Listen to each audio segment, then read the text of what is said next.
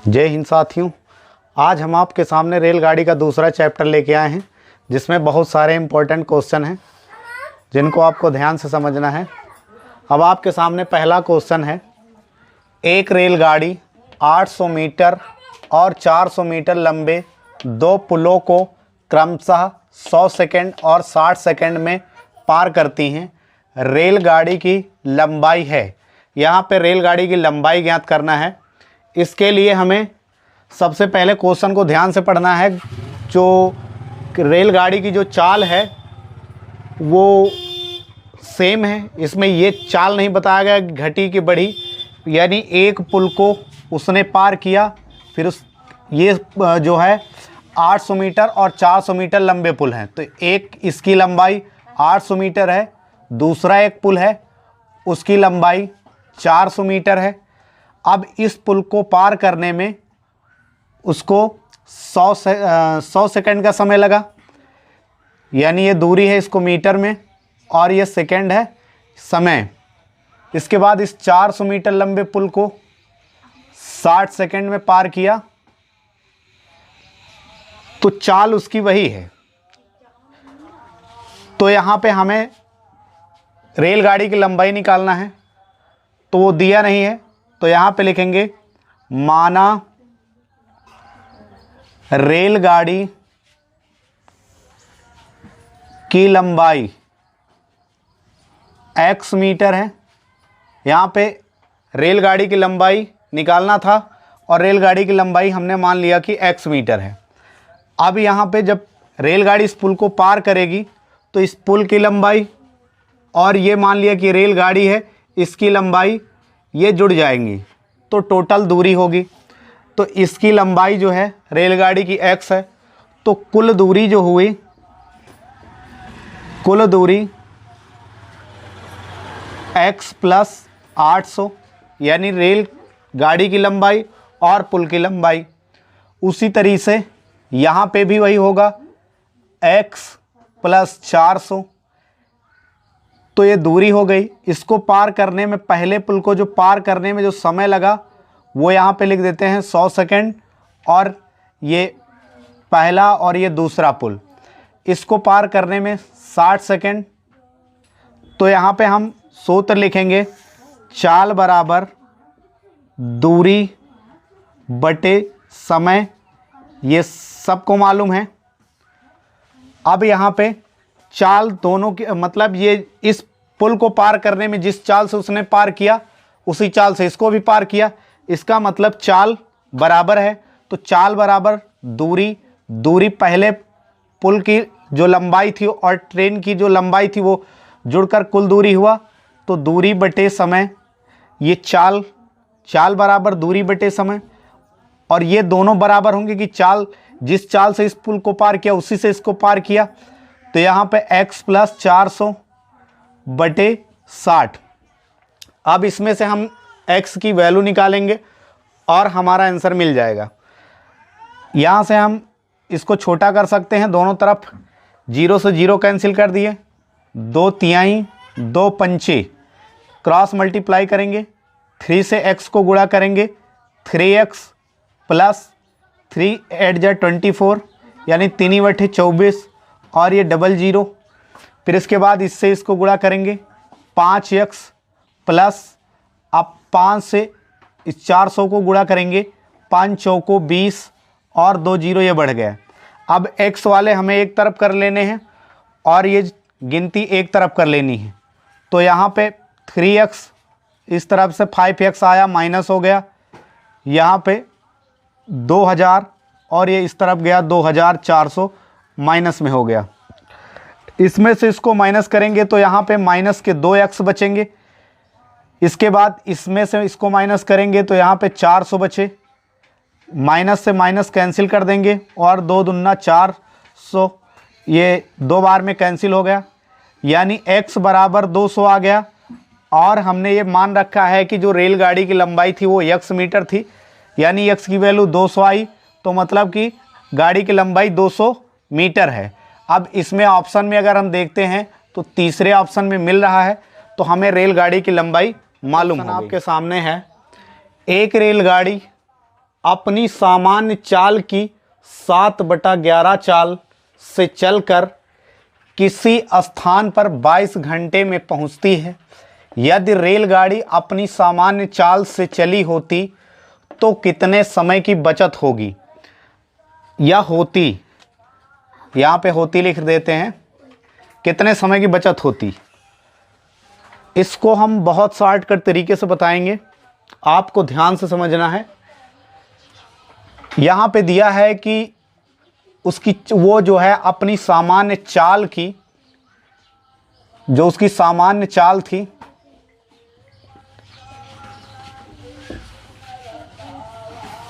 सामान्य चाल की 7/11 चाल, यानी जो उसकी सामान्य चाल थी उसके 7/11 चाल से यदि वो चलती है तो समय उसको लगता है 22 घंटे। तो यदि हम यहाँ पे मान लें कि उसकी जो सामान्य चाल है वो 11 किलोमीटर प्रति घंटा है और वो 7 किलोमीटर प्रति घंटा की चाल से जब चली तो उसको 22 घंटे लगे, तो हम निकाल लेंगे यहाँ पे दूरी, कितनी वो दूरी चली। तो दूरी बराबर जो उसकी चाल थी और समय का गुणा कर देंगे, तो चाल गुणे समय, 7 दूनी 14 और 7 दूनी 14 1 15। यहाँ से हमें मिल गया कि 154 किलोमीटर की दूरी उसने तय की है। अगर इसी दूरी को वह अपनी सामान्य चाल से चलता, यानी जो उसकी सामान्य चाल थी वो 11 थी, जब वो 7 की चाल से चला तो 22 घंटे लगे, यानी 7 किलोमीटर प्रति घंटा, 1 घंटे में यदि वो 7 किलोमीटर जा रही तो 22 घंटे में 154 किलोमीटर जाएगी। यदि वो अपनी सामान्य चाल से चलती तो कितना टाइम लगता उसको, यानी इस दूरी को अगर वो 11 की रफ्तार से तय करती, 11 किलोमीटर प्रति घंटे की रफ्तार से, तो कितना समय लगता। तो यहाँ निकालेंगे समय, समय बराबर दूरी 154 बटे उसकी जो सामान्य चाल है 11, 11 इकन्नम 11 और 11 चौको 44, यानी 14 घंटे उसको लगते। यदि वो 7 की चाल से चलती है तो उसे 22 घंटे लगते हैं जो क्वेश्चन में दिया गया है, और यदि वो अपनी सामान्य चाल से चलती है तो 14 घंटे लगते हैं। अब यहाँ पे हम देखेंगे कि कितना समय कम लगा।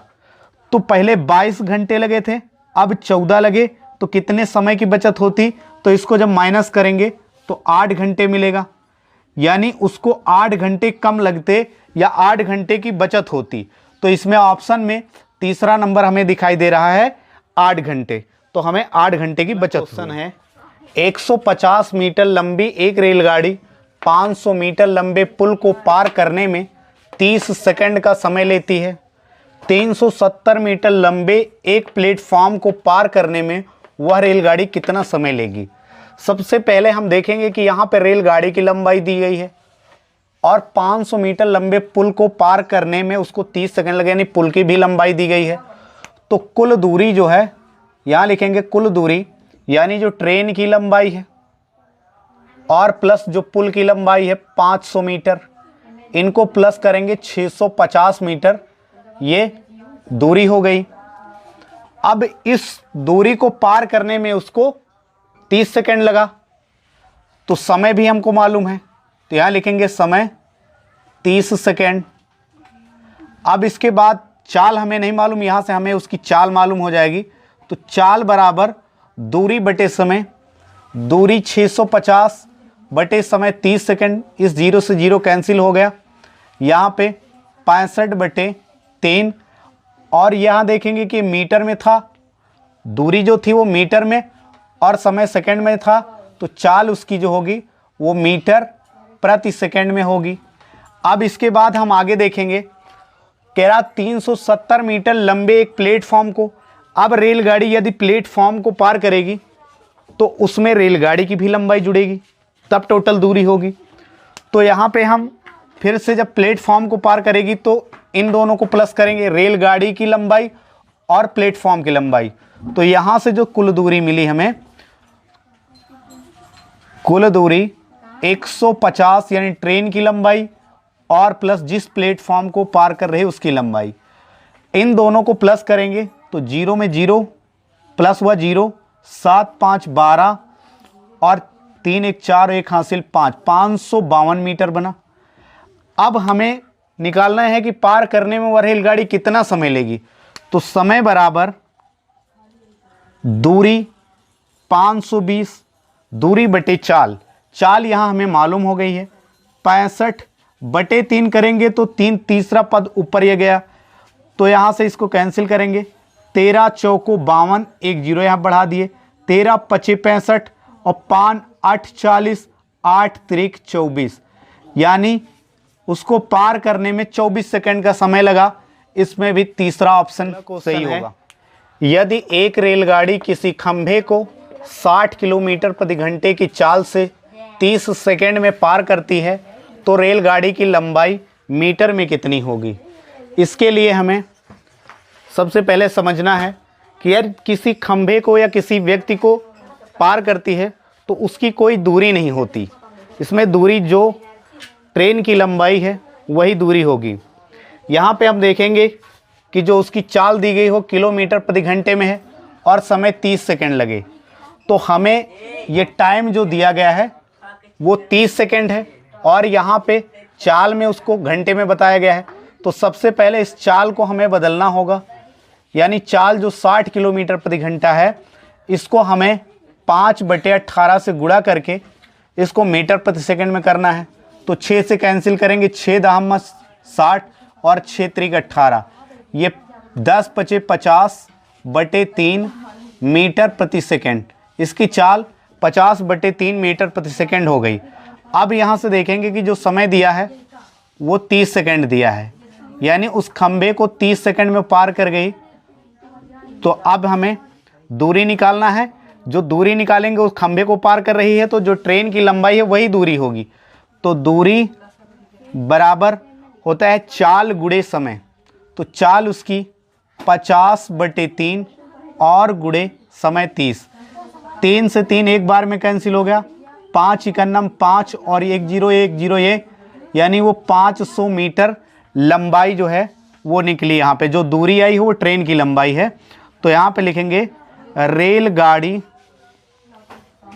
रेलगाड़ी की लंबाई बराबर 500 मीटर। ऑप्शन में देखेंगे तो ये चौथा ऑप्शन में 500 है, इसका चौथा ऑप्शन सही होगा। अगला क्वेश्चन है 120 मीटर लंबी एक रेलगाड़ी 90 किलोमीटर प्रति घंटे की चाल से चल रही है तो 230 मीटर लंबे प्लेटफॉर्म को पार करने में वह कितना समय लेगी। अब यहाँ पे हम देखेंगे कि इसमें जो है ट्रेन की लंबाई दी गई है और चाल भी दी गई है कि 90 किलोमीटर प्रति घंटे की चाल से वो चल रही है, और 230 मीटर लंबे प्लेटफॉर्म को, यानी कि ये प्लेटफॉर्म है जिसकी लंबाई 230 मीटर है और इस पर जो ट्रेन आ रही है ये मान लिया कि ये ट्रेन है, ये ट्रेन जो आ रही है इसकी लंबाई 120 मीटर है। अब इस प्लेटफॉर्म को पार करेगी, तो इस प्लेटफॉर्म को जब पार करेगी तो इन दोनों की लंबाई मिल जाएंगी, तब टोटल दूरी होगी, यानी ट्रेन की लंबाई प्लस प्लेटफॉर्म की लंबाई, इन दोनों को अगर हम प्लस करेंगे तो जो कुल दूरी मिली, कुल दूरी बराबर 120 और 230 को प्लस करेंगे, 0 में 0 प्लस किए 0, 3 2 5, अब 2 और 1 3, 350 मीटर ये दूरी हो गई कुल। इसके बाद में उसकी चाल देखेंगे, रेलगाड़ी की जो चाल है वो चाल है 90 किलोमीटर प्रति घंटा। अब ये जो यहाँ पे ऑप्शन दिए गए हैं सेकंड में दिए गए हैं, जो टोटल दूरी आई हो वो मीटर में आई है, तो यहाँ पे किलोमीटर में है, यानी हमें इस चाल को मीटर प्रति सेकंड में बदलना होगा क्योंकि सेकंड में हमारा आंसर आ रहा है। तो यहाँ पे चाल को मीटर प्रति सेकंड में करेंगे तो 90 गुणे 5/18, 18 पंचे 90, 5 पचाम 25 मीटर प्रति सेकंड इसकी चाल हो गई, यानी चाल हमें मीटर प्रति सेकंड में मिल गई। अब यहाँ क्वेश्चन पूछ रहा है कितना समय लगेगा, तो समय निकालने के लिए समय बराबर दूरी, दूरी है 350/25 समय, अब इससे इसको भाग कर देंगे तो 5 सते 35 और ये 0 बढ़ गया, 5 पचाम 25, 5 से इसको कैंसिल करेंगे, 5 इकन्नम 5 और 2 इसमें चले गए, 5 चौको 20, यानी जो समय आया वो 14 सेकेंड आया और ये इसका चौथा ऑप्शन सही होगा। यदि आप लोगों को हमारी वीडियो पसंद आती है तो लाइक, सब्सक्राइब और शेयर करें। यदि आपको वीडियो नहीं पसंद आती है तो आप डिसलाइक भी कर सकते हैं, इसमें मुझे कोई इतराज़ नहीं होगा। धन्यवाद।